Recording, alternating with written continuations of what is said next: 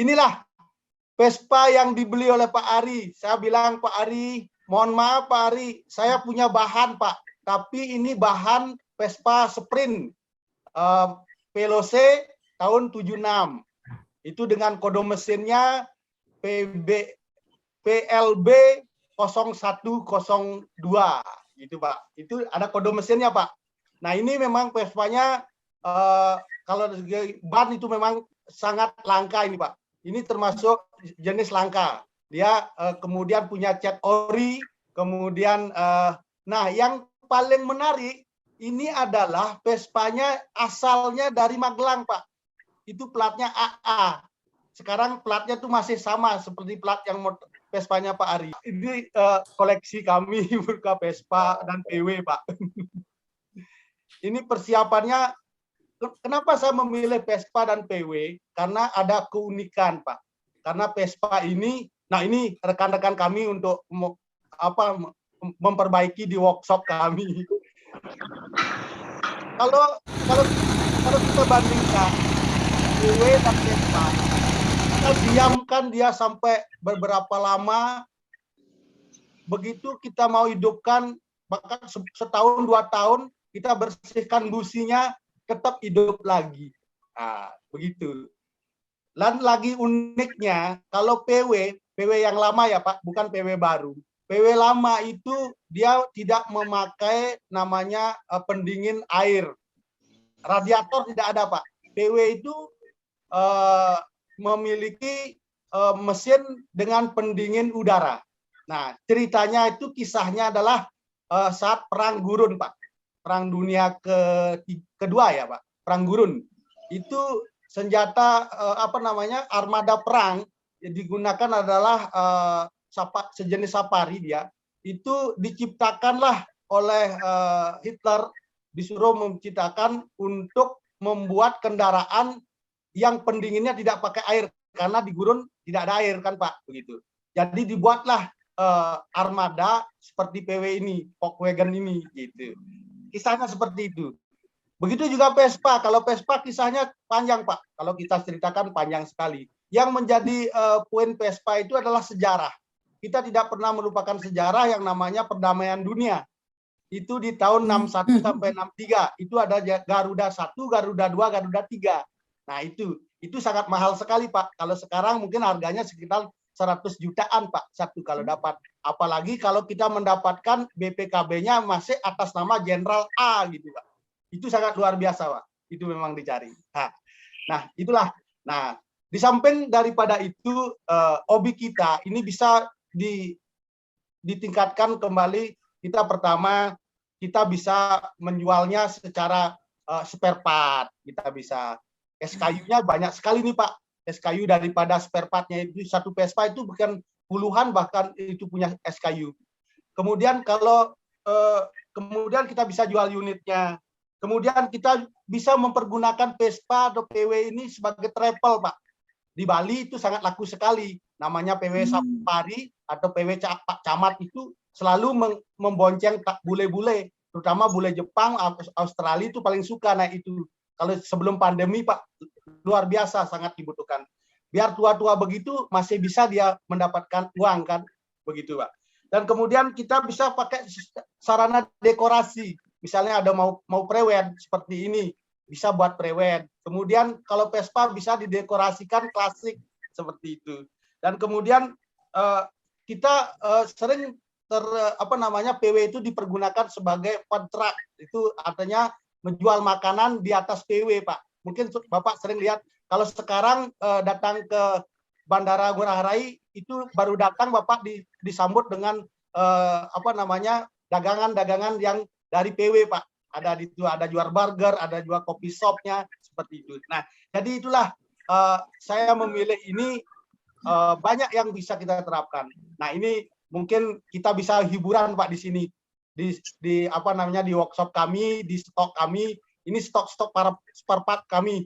Kita bisa ngobrol-ngobrol di sini Pak, ngobrol-ngobrol santai, kita bisa menghibur, memikirkan masa tua kita seperti itu. Begitu Pak, barangkali yang menjadi sharing kami dari teman-teman. Nah, kini senyum kita akan mulai kan terasa, Pak. Kalau kita sudah melaksanakan hobi kita, semua senyum.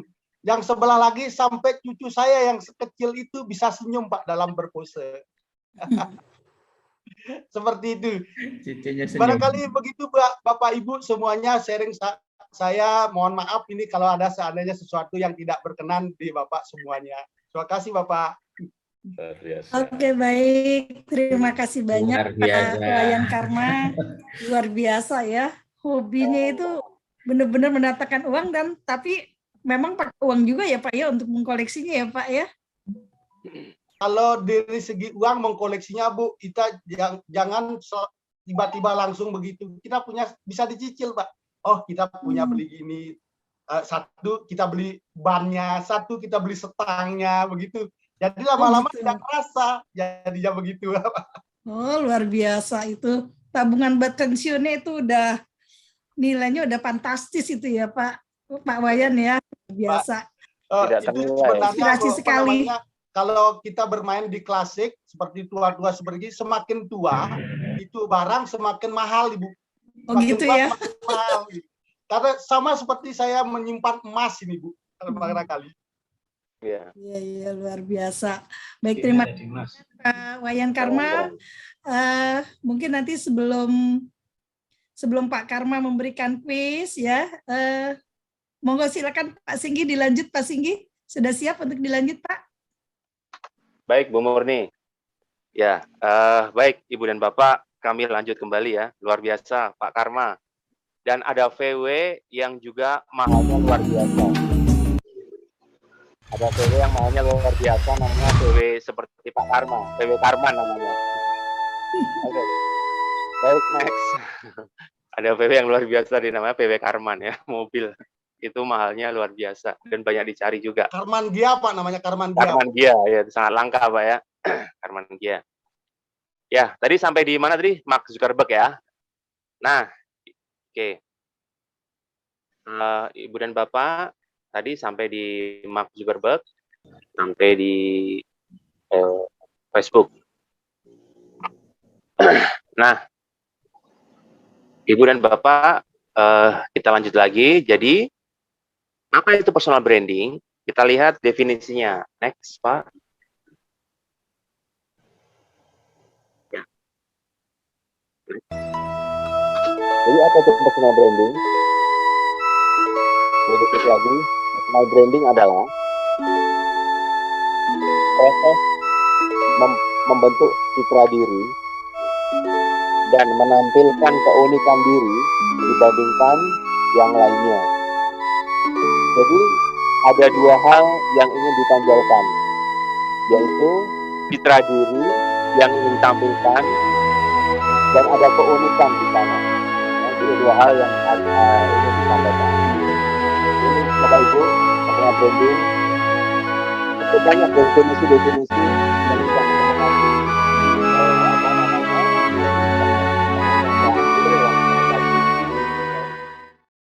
Next. Lalu penting nggak sih sesungguhnya personal branding tersebut? Nah, kira-kira menurut Bapak Ibu penting tidak personal branding? Ya. Kira-kira penting nggak Bapak Ibu personal branding? Oke. Tentu ya sangat penting ya, karena itu tadi ingin memperkenalkan diri kita. Apalagi kita sebagai seorang makhluk sosial tentu sangat ingin diperhatikan atau bahkan mendapatkan hubungan dengan orang-orang lainnya, orang di sekitar kita. Ya. Jadi personal branding itu sangat penting. Itulah kenapa banyak sekali orang yang berusaha untuk menampilkan dirinya, menampilkan keunikannya, menampilkan siapa dirinya. Ya. Dan kalau kita lihat tadi bagaimana Pak Karma sudah mempresentasikan seperti apa beliau. Nah, salah satunya adalah beliau ingin membranding bahwa kalau boleh ya, kalau tidak salah, maaf kalau salah, bahwa ingin menampilkan bahwa beliau ini hobinya Vespa dan juga PW, ya luar biasa. Hobi yang tidak ternilai karena memang semakin tua, semakin langka dan secara nilai pun juga secara mahal, secara rupiah pun juga semakin mahal. Baik, jadi sangat penting sekali. Nah, seperti yang tadi 5 orang tadi, itu pun juga mereka kuat sekali dalam membranding dirinya. Seperti Elon Musk, meskipun ketika remaja dia dibully, tetapi dia ingin mewujudkan keinginannya, impiannya. Bahkan dia ingin mewujudkan manusia tidak hanya tinggal di bumi, tapi juga bisa berpindah ke planet Mars.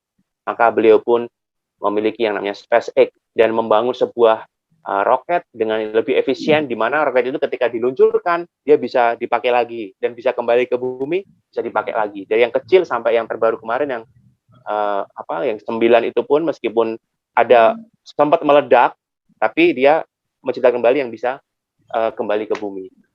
Nah, itu impiannya. Demikian juga dengan Mark Zuckerberg yang awalnya 5 orang yang diajak, ternyata hanya 2 orang yang merespon apa yang menjadi impian dan cita-citanya.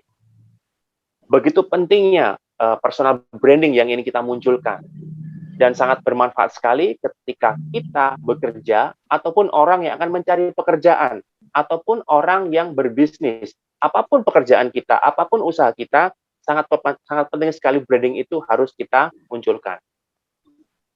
Lalu bagaimana tipsnya? Bagaimana caranya supaya kita bisa mendapatkan personal branding yang tepat, mendapatkan citra diri yang tepat untuk diri kita. Nah, ini ada tips Bapak Ibu dari kami. Yang pertama adalah kita kenali diri kita sendiri dulu. Ya. Kita kenali diri kita sendiri dulu. Siapa diri kita? Dari mana kita berasal dan mau kemana? Ya, ini salah satu kecerdasan spiritual. Ketika kita mampu mengenali diri kita, maka niscaya akan muncul potensi-potensi keinginan yang ada dalam diri kita. Sebaliknya, ketika kita tidak mampu mengenali diri kita, maka kita akan menjadi orang yang split personality atau orang keterbelahan jiwa. Jadi antara pikiran, antara hati, antara perilaku tidak nyambung. Ketika di kantor, pengennya ingatnya rumah. Ketika di rumah, ingat pekerjaan kantor. Jadi tidak nyambung. Akibatnya apa? Akibatnya mereka akan sulit sekali mendapatkan yang namanya kebahagiaan.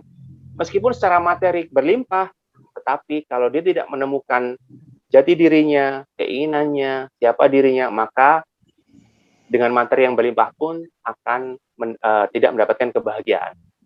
Nah, temukan diri sendiri, seperti halnya ketika kita ibadah haji. Nah, yang pertama yang dilakukan, di sana ada yang namanya wukuf. Kita berdiam diri dulu. Kita mengenal siapa diri kita. Kita mengenali penciptaan Tuhan. Kita mengenal jadi diri ciptaan Tuhan, Tuhan kita. Ya. Setelah itu kita ingat apa yang sudah kita lakukan, kedepannya mau ngapain. Jadi kita kalau dalam tanda ibadah haji kita wukuf dulu. Apa sih yang ingin saya inginkan? Apa sih keunggulan dari saya? Apa yang perlu saya perbaiki? Challenge-nya seperti apa? Kemudian setelah itu, kalau Bapak Ibu dari 5 orang tadi atau 6 orang terkaya tadi, pasti mereka memiliki nilai atau values yang dipegang teguh. Betul ya? Jangankan mereka, bahkan mafia ataupun yakuza, mereka juga punya nilai yang dipegang teguh. Contohnya apa? Contohnya nilai kesetiaan. Yakuza ketika dia berkhianat, apa yang dilakukan? Wah, dibunuh pasti orang yang berkhianat itu. Berkhianat, dibunuh. Kemudian pengedar ganja, pengedar narkoba, mereka punya nilai tidak? Punya Bapak Ibu. Nilai disiplin. Oh, saya ketika mengedarkan narkoba jam sekian. Oh, ketika polisi pas gak lagi tugas. Mereka punya nilai, tetapi pelaksanaannya tidak sesuai. Kenapa? Karena itu tadi, split personality. Jadi nggak jelas keinginannya, tujuannya. Oh, itu tadi ya. Jadi kita kenali diri kita sendiri, keunikannya, dan nilai apa yang kita pegang. Saya akan mengambil sebuah contoh, Bapak Ibu. Ya, ini kami ambil dari British Got Talent. Ada yang tahu siapa beliau? Tahun ini udah lama, 2012. Namanya adalah Susan Boyle. Siapakah beliau? Kita simak dulu video berikut ini. Ya, ketika beliau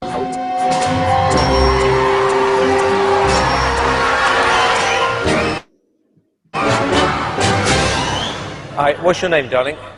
My name is Susan Boyle. Okay, Susan, where are you from? I am from Blackburn near Bathgate, West Lothian. It's a big town. It's a sort of collection of villages. Had to think there. And how old are you, Susan? I am 47.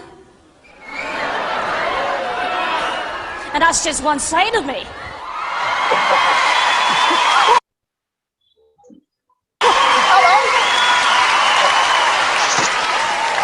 Okay, what's the dream? I'm trying to be a professional singer. And why hasn't it worked out so far, Susan? I've never been given the chance before, but here's hoping it'll change. Okay, and who would you like to be as successful as? Elaine Page. Elaine somebody like Page. that. What are you going to sing tonight? I'm going to sing I Dreamed a Dream from Les Miserables. Okay. Big song. Yeah? Yes.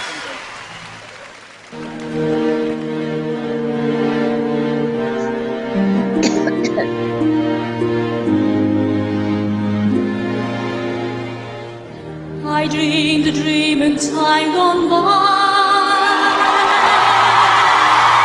When those times I forget. Didn't expect that, did you? Did you? No. I dreamed that love would never die. I dreamed that God would be forgiven. I was young and unafraid.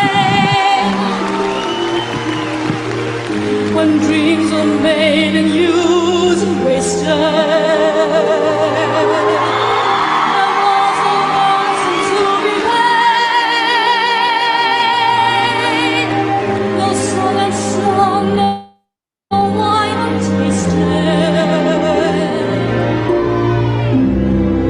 Tigers come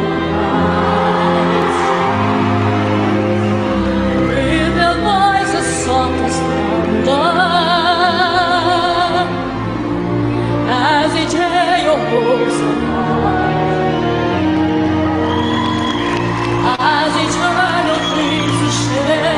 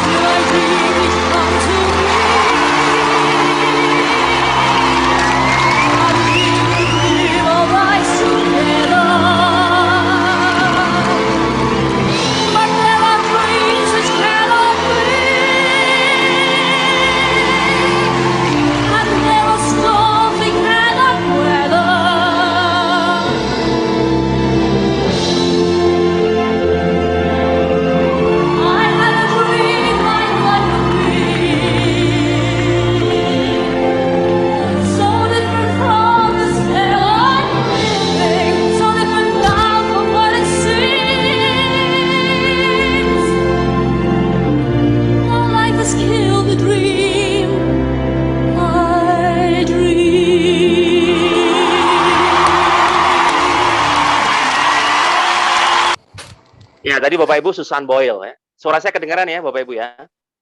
Kedengaran. Ya, Pak, Nah, sudah tadi kedengaran jelas, Pak. Susan Boyle akhirnya beliau menang di British Got Talent tersebut. Dan di tahun berikutnya beliau sudah bisa duet dengan penyanyi idolanya, yaitu Elaine Page. Bahkan beliau rekaman dan rekamannya itu terjual lebih dari 1 juta kopi dan mendapatkan platinum ya. Baik, Bapak Ibu, sekarang kita lihat apa value yang dipegang oleh Susan Boyle. Apa kira-kira? Oke, boleh musiknya dimatikan juga nggak apa-apa. Langsung saja ya. Di sini tadi ada pantang menyerah. Meskipun di awal-awal ada orang ketika ditanya, kamu kedepannya mau seperti siapa? Saya ingin menjadi penyanyi terkenal seperti Elaine Page. Bahkan ada yang mencibirnya. Tapi beliau tetap optimis. Ya, beliau yakin bahwa apa yang beliau akan bawakan itu bisa untuk menjadi yang terbaik. Ya, beliau pantang menyerah, optimis. Bahkan tadi dicandain sama jurinya. Lalu kenapa kamu kok belum bisa seperti saat ini? Ya mungkin belum ada kesempatan, tetapi malam ini siapa tahu menjadi kesempatan bagi saya untuk jadi terkenal. Seperti itu. Ya, itulah Susan Boyle. Selain pantang menyerah, optimis, apalagi Bapak Ibu? Ya, beliau juga ada integritas di sana. Beliau juga visioner, dia sudah melihat ke depannya. Meskipun dia yakin, dia tadi tanya, usianya berapa? Usianya 47 tahun. Dan pekerjaannya apa? Pekerjaannya sebagai seorang ibu rumah tangga. Tapi beliau melihat ke depan bahwa dia akan sukses seperti Elaine Page sesuai dengan favoritnya, penyanyi favoritnya. Kemudian dia ada integrity, dia apa adanya, jujur. Bahkan dikisahkan setelah menyanyi, beliau itu nyelonong pergi.